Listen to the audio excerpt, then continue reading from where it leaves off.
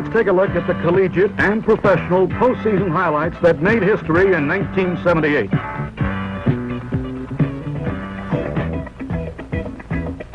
The National Junior College Basketball Tournament takes place at the Sports Arena in Hutchinson, Kansas. Niagara County, in yellow, places an unbeaten season on the line in the championship game against Independence Community in white. Independence is the reigning junior college champion, and freshman Bobby Potts is on target as the Pirates try to repeat. Niagara works the ball outside, and Jerry Williams drives into the key, but the shot is blocked, and Tom Loudon is off to the races. Strong drive by Loudon. The game is tense, hard-fought, and dead even. Niagara's Russ Alexander displays a spin move and drives the baseline for a pretty reverse layup. With only 9 seconds to play, Independence has a 1-point lead, but Calvin Coleman misses this free throw, and now Niagara has a chance to win it. Dwayne Richardson drives the length of the floor. He forces it up, rebound to Williams, but Calvin Coleman blocks the final shot, and it's all over. Independence 62, Niagara 61, and the Pirates have their second consecutive National Junior College title.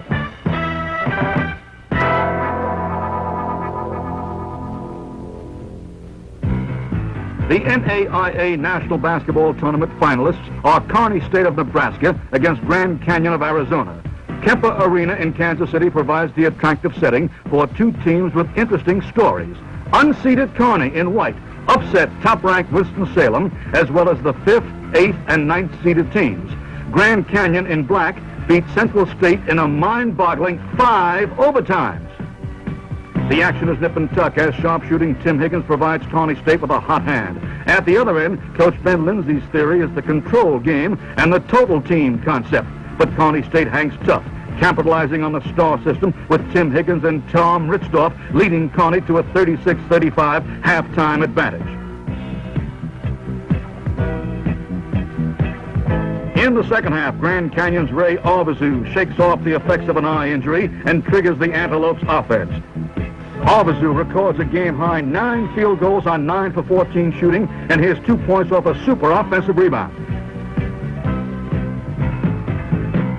Tournament MVP Tom Ritzdorf hits an 18-foot jumper, and it's still anyone's contest. In the final minutes, Grand Canyon protects a slim lead with a poised ball control offense, searching for the high percentage shot. Nate Stokes shakes loose under the hoop, and there it is. Grand Canyon outlasts Kearney State 79-75 to capture the NAIA championship. The NCAA Division III championship final has North Park of Chicago facing Widener College of Pennsylvania. Widener is hoping their 1-3-1 zone defense can stop the top-ranked North Park Vikings, but North Park, in the dark uniforms, flies out of the gate with on-target marksmanship by the entire starting 5. North Park connects on 14 of 21 for openers, and 67% is superb shooting in any league. North Park's Mike Thomas jump shoots over the zone, and the Vikings lead Widener 35-24 at the half. The second half is more of the same, with Mike Harper voted the outstanding player in the tournament, paving the way. Mike Rotundo's long jumper gets Widener moving, but the Pioneers can't match North Park's high percentage shooting. Number 40, Mike Donahoe, adds 2 more Widener points. However, it's a case of too little, too late, as the North Park fans make this their night. North Park tops Widener 69-57 to capture the NCAA Division III title. The NCAA Division II championship has Wisconsin Green Bay and Cheney State from Philadelphia. Cheney State has problems with its 2 high-scoring guards trying to play with injuries. Green Bay is ranked number 1 with a 30-1 mark. The only loss coming from Division I powerhouse DePaul. Cheney State in blue has its hands full with Dave Getman, Green Bay's big center, controlling the boards like this. Poise, patience, and junior star Andrew Fields helps Cheney keep pace with Green Bay, and it's all tied at halftime. In the second half, Cheney State calls on Fields, the tournament's outstanding player, and he spearheads a flurry that gives Cheney the upper hand. Even double teaming doesn't matter as Fields goes up in traffic and hits another 15-footer. And when you've got a good thing going, don't hesitate to stay with it. Andrew Fields is the man of the hour as Cheney State races off to a 10-point lead. but Green Bay fights back with its own rally as number 12, Jerry Blackwell, finds the range. Cheney State retains its poise and patience credo and deliberately wraps up the game with substitute guard Ken Heinsohn applying the finishing touch. Cheney State holds off Wisconsin Green Bay 47-40 to win the NCAA Division II championship. The Blue Devils of Duke challenge the Wildcats of Kentucky for the biggest honor in intercollegiate athletics, the NCAA Division I basketball title. The entire city of St. Louis is at a fever pitch for this battle between the top-ranked Kentucky Wildcats and a Duke team that was not expected to get this far. But the Blue Devils in blue are not in awe of the Wildcats as Big Mike Gminski hits quickly. Kentucky, looking for its first NCAA championship in 20 years, loses the ball as Jim Spinacle and Bob Bender combine on a steal to set up Spinacle's jump shot. With Duke's youngsters hitting early, Kentucky goes to senior Jack Gibbons. Gibbons, number 21, is a left-handed shooter with a special feathery touch. In a blistering shooting exhibition, Jack Gibbons accounts for the Wildcats' final 16 points of the first half. Gibbons is virtually unstoppable as his one-man show leads Kentucky to a 7-point advantage after 20 minutes of action. Duke, behind Jim Spinacle, actually closes in on the Wildcats at 39-38 in the final minute of the half, but Gibbons explodes for 6 straight points in 30 seconds for the 45-38 arithmetic at the intermission.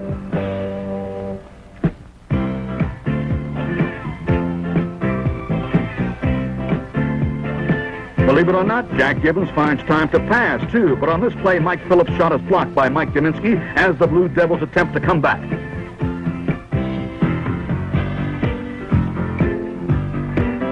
Jim Spinacle rushes down the right side, stops and pumps it up. Good.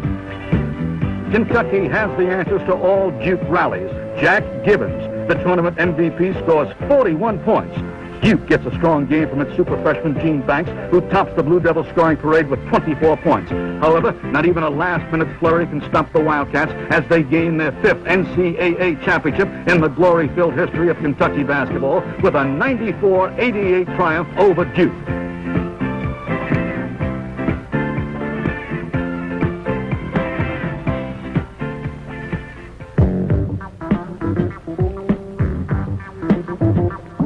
Kentucky proved it was the nation's best college basketball team in 1978, and Coach Joe Hall's talented Wildcats would love to be around once more for the 1979 finals.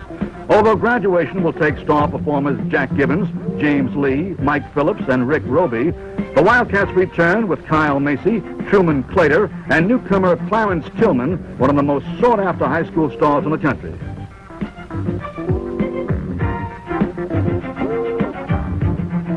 Notre Dame returns with a young, battle-tested team that made it all the way to the NCAA semifinals before being eliminated by Duke.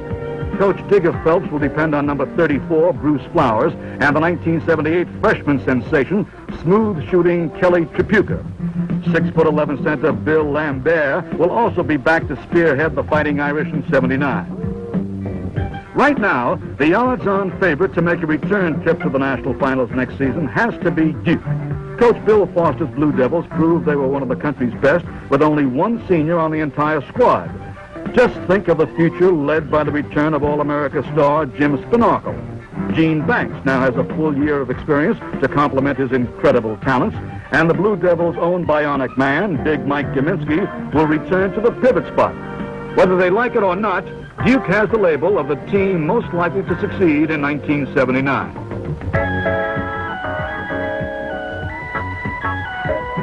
If you like to contemplate long shots, here's one for you. Kansas. The surprising Jayhawks went almost unnoticed in '78, but under head coach Ted Owens, Kansas came on with a rush and finished with a 24-5 record, captured the Big 8 title, and wound up ranked number 9 in the country. With greater expectations comes added pressure, but Coach Ted Owens has his own philosophy. Well, the pressure builds up in a coach. I think some of it's self-imposed.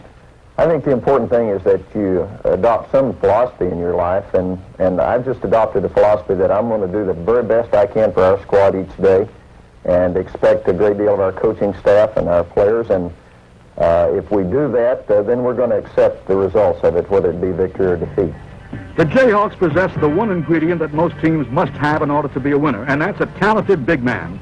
Not since Wilt Chamberlain has Kansas fielded a 7-footer. Chamberlain was most responsible for Kansas becoming a basketball power. Now it's 7'1" Paul Mokeski following in Wilt's tradition. I try to sell our young men on that Kansas has one of the great traditions in basketball, and so that we don't need to look apologetically anytime that we play another great team. Down here, wind them up, wind them up. Now Paul can kill them inside.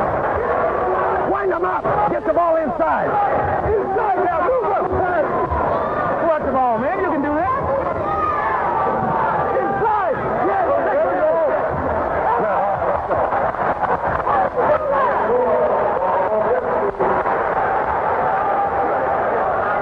Good job, Kansas. Oh, he doesn't want out. He didn't want out, he wanted the ball.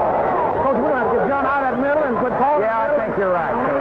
Paul Mokeski is an outstanding rebounder. He's the guy who gets our break going. He's a fine outlet passer, and he has great scoring potential when it's necessary for us to go into the pivot area. We got to work to get it inside. At 7'1", Paul Mokeski is big, strong, and graceful, yet he's not a one-man team. In Darnell Valentine, Kansas boasted one of the talented freshmen of 1978. Valentine was one of the most widely recruited players in the country.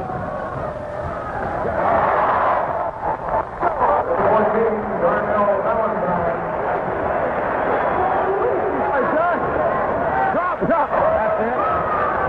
We need this to break ice a little.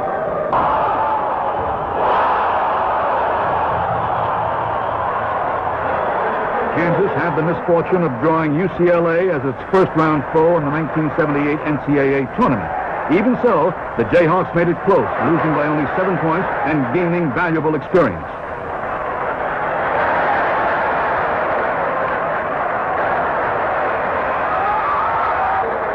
Good job. Good luck to you. Same old thing killed us. Free throws and impatience on offense and fouls. All we had to do was possess the ball with a little bit of poise. That's right. Yeah. Should be elected. Yeah, for those that are coming back. It was a great season. Yeah. And we got to tell them that.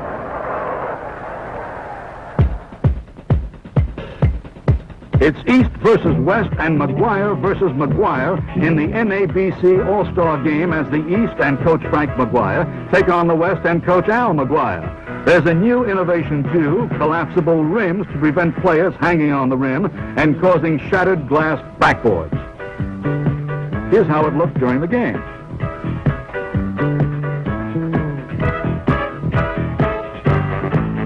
Stay up there, rim. The East All-Stars feature number 34, Butch Lee of Marquette. At the other end, Lee must contend with the flashy Freeman Williams, number 33 from Portland State. Both squads can shoot that ball. Here's 6'11" Dave Corzine of DePaul. Pretty shot. The West might not have the size of the East, but they do have hustling Roger Fagley from Bradley, a true opportunist around the basket. The lead switches hands frequently in the first half as the crowd in St. Louis Kiel Auditorium enjoys the marksmanship of all-stars like George Johnson of St. John's. The East begins a spurt with Johnson and Alabama's Anthony Murray leading the way. Down by 10, the West battles back on the hustle and determination of Roger Fagley again. Watch him score on this scramble. That's desire. The West pulls back into contention as Kansas University's 6'11" Ken Koenigs moves inside and puts up a perfect hook shot. Marquette's Jerome Whitehead outfights Freeman Williams on this play and then does what all good warriors should do, pass the ball to Butch Lee. Lee hits, and the East maintains the lead into the second half, but the West All-Stars keep clawing back. Here's a strong move by Mike Russell of Texas Tech. Now it's Roger Fagley with the left-handed hook, and the East lead is all but evaporated. Utah's Jeff Judkins hits a long jump shot, and the game is tied. The East retaliates with Indiana's Wayne Radford passing to Jerome Whitehead. Whitehead drives inside and scores to put the East back on top. Al McGuire says a close game means Butch lead time. With Al coaching the West and Butch leading the East, it's time to see how the other half lives as first Butch hits a 12-footer, and then he races the length of the floor to lock it up. Butch Lee scores 29 points to lead the East All-Stars to victory 93-87.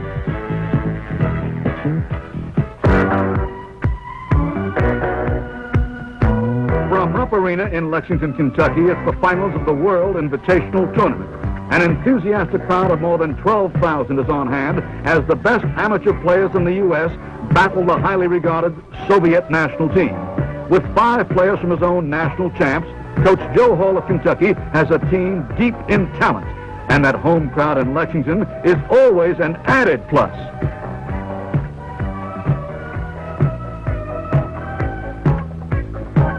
Following the individual introductions, the U.S. and Soviet teams participate in the traditional exchange of gifts. Russian head coach Alexander Gomelsky has molded another strong team, and this contest will have all the spirit and intensity of an international championship. The United States team is a virtual all-star lineup led by the Kentucky Wildcats contingent.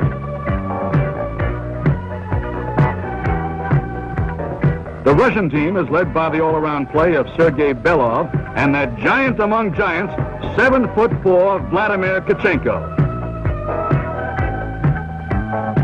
As a special attractive feature of this game, Converse awards the tournament champion this handsome Converse Cup. And Converse is certainly a familiar name to the players. It's Russia in red, the USA in white, and the basketball in red, white, and blue as James Bailey of Rutgers hits the jump shot. The U.S. team is flying early as Jack Gibbons slams home a dunk. The United States defense and rebounding is ready, too, with Kentucky's Rick Roby and Jack Gibbons, James Bailey of Rutgers, and Sidney Moncrief of Arkansas stopping the Russians in their tracks. With the defense working, it triggers an explosive fast break. Watch Kyle Macy of Kentucky feed Sid Moncrief of Arkansas for a spectacular driving shot. Here it comes. What body control! Now watch this play as Moncrief hits Kentucky's James Lee with a great pass. Trailing badly, the Soviet team turns to its Mr. Offense, Sergei Belov. Belov begins a rally to help shorten the U.S. margin. Stanislav Eremin drives down the lane, misses, and big Vladimir Tkachenko rams it in. It's Tkachenko once more on a turnaround. Belov finally misses under pressure from Kyle Macy, and a David Greenwood to Darryl Jerpeth. The Kyle Macy fast break gets the U.S. back on track. The United States regains control of the contest, reverting to fast breaks and teamwork like this. At the half, it's USA 55, Soviet Union 40. In the second half, the U.S. team pours it on with a 16-2 spurt. Jack Gibbons, David Greenwood, and Michigan State's Irvin Johnson power the U.S. steamroller. Watch this move by Johnson.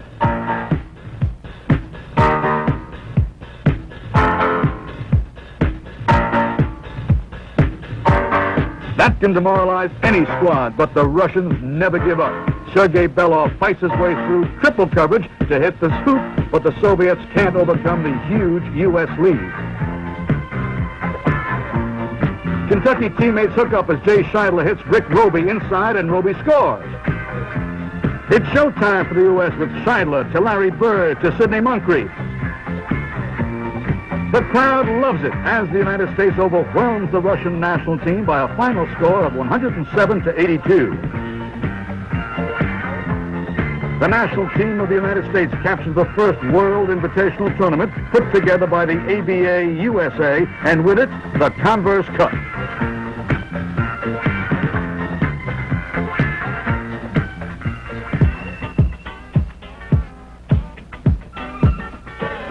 We proudly present the 47th annual Converse All-America basketball team. This 10-man squad represents an outstanding blend of all-around basketball talent from coast to coast.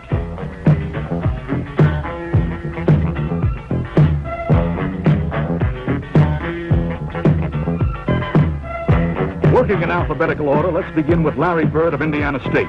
Bird possesses a great variety of shots from any angle on the court. To prove the point, Larry Bird was second in the nation in NCAA major college scoring this year, averaging 30 points per game. Ron Brewer of Arkansas was the Southwest Conference coach's unanimous selection as Player of the Year. A total team player, Brewer averaged 18 points per game, but was Mr. Clutch whenever the Razorbacks needed a pressure basket. Brewer hits from the perimeter or on the drive with equal success. Phil Ford of North Carolina is a born leader. One of the top NBA draft choices, Phil Ford was the ACC Player of the Year and finishes the all-time leader in scoring and assists at North Carolina. Truly one of the greatest in Tar Heel history.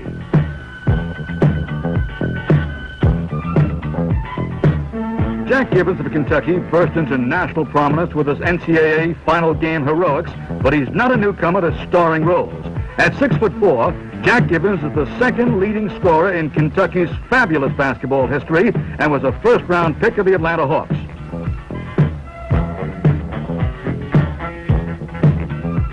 UCLA's David Greenwood was the Bruins' top scorer and leading rebounder this season. With one more year of eligibility, it's probable he'll be ranked just behind Bill Walton and Kareem Abdul-Jabbar at UCLA's traditionally powerful center position. Rod Griffin of Wake Forest completed his collegiate career as the all-time leading percentage shooter for the Deacons. This past year, Griffin became the first ACC star since Billy Cunningham to top the conference in scoring and rebounding. It's Butch Lee time. At 6'1", the popular Marquette senior was also a first-round choice of the Atlanta Hawks. Butch Lee and his magic shoes seem to fly through the air, soaring over taller players on daring drives to the basket. Penetration, poise, power, and pressure make Butch Lee one of the greats in Marquette history.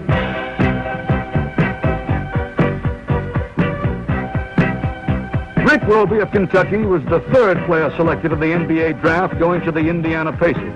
A three-time Southeastern Conference All-Star, Roby finished among the nation's leaders in field goal percentage, helping bring the Wildcats the NCAA title.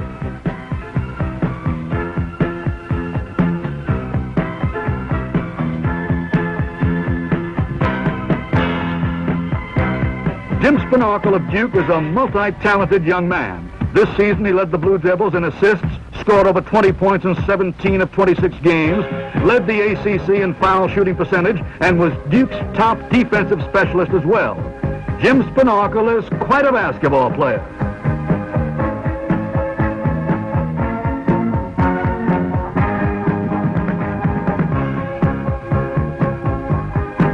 Michael Thompson of Minnesota was drafted by Portland as the very first selection in the draft.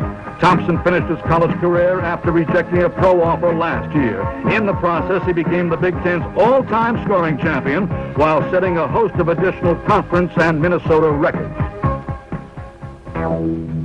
The National Basketball Association Championship Series pairs the Washington Bullets against the Seattle Supersonics. The Bullets reached the finals, eliminating Atlanta, San Antonio, and then upsetting the Philadelphia 76ers.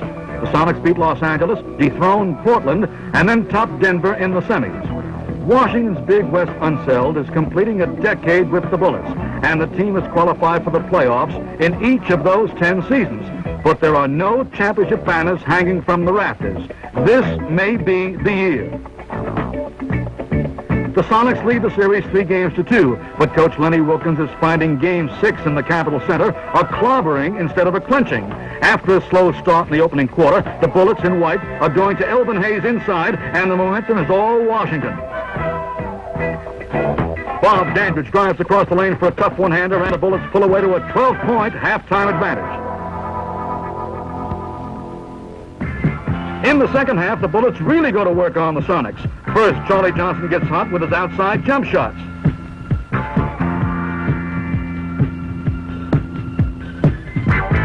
Then the Bullets go back to the Big E 4-point production. Rookie Greg Ballard makes up for the injured Kevin Greavy with a fine all-around game as the Bullets put it all together in every way. The Washington Bullets crushed Seattle Supersonics to tie the series at 3 games apiece. The final score of 117-82 is a record margin for an NBA championship series.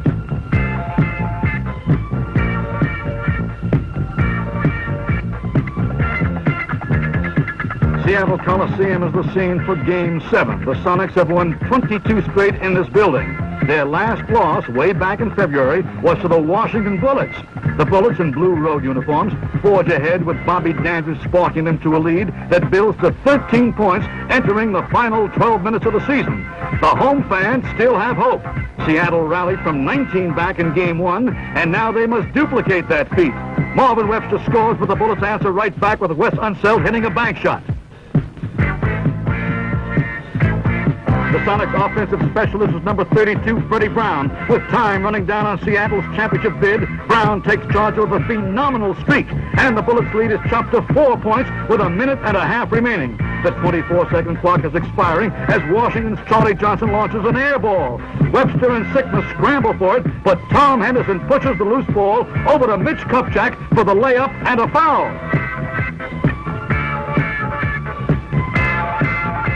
Tom Henderson pays the price, but it's the key play of the season as Kupchak converts the free throw, and the lead is back up to 7. However, no margin is safe from Freddie Brown. The Sonic super shooter is the hot man as he dribbles, fakes, twists, and shakes his way loose for the bucket. Seattle regains possession. Brown shoots from outside. Paul Silas gets the rebound, scores, and the lead is down to 3 points. The Sonics quickly foul Wes Unseld. Big West wraps it up as the Seattle rally runs out of time. An exciting ending to a hard-fought series that saw a record NBA playoff crowd of over 39,000 in the Kingdome, an MVP trophy to Wes Unseld, one of the NBA's most outstanding team players, and an NBA championship to a team overlooked by the experts, the Washington Bullets. For the Bullets, it's their first title ever, and their 105-99 seventh game victory will forever be their night to remember.